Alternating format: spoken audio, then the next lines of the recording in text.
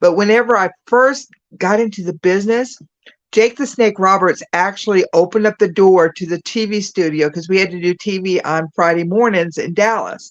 So it was our first day starting with the promotion, the first time on TV. And so I'm walking up to the TV studio and I'm all excited and going to do promos and hang out with the guys. And Jake opens up the door for me. So that's kind of the introduction to professional wrestling, was Jake opening up the door. So it was very cool.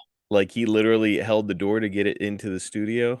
That was it. That was it. Yeah. Hey, come on in. How about that? Welcome to my world. And little did I know. Did you know who he was at the time? um, Let me think. No, I'd never met him, never been introduced to him, had never watched his work, had never, no, which is makes it even more cool. Yeah, yeah, that is so unique. And we'll talk about your relationship with Jake. Before we get there, I do want to ask, how did your run with WCCW come to be? This was essentially you breaking into pro wrestling, right?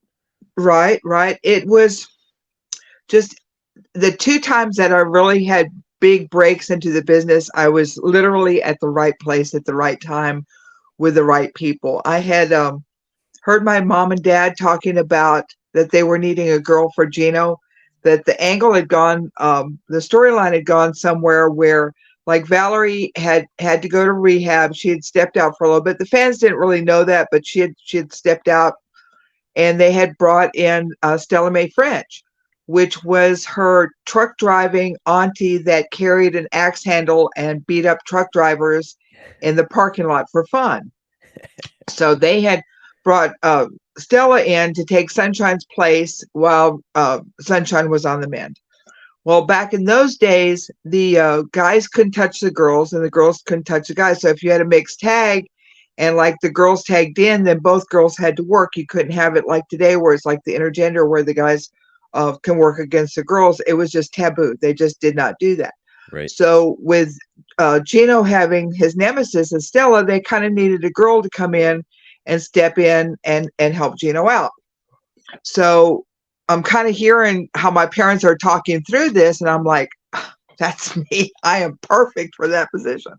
So I stole my dad's black book. We actually had like black books in, and took it down to my boyfriend's house and called the Dallas office, and David Manning answered the phone. And I knew David very well because I had worked with David for years, selling a lot of the Von Erich merch, and then he'd come up to Lubbock a lot to referee. But I'd mainly worked with David with the merching, with selling T-shirts and pictures of Von Erich. So I knew David really well, and I gave him the spiel like, "Hey, heard my parents talking.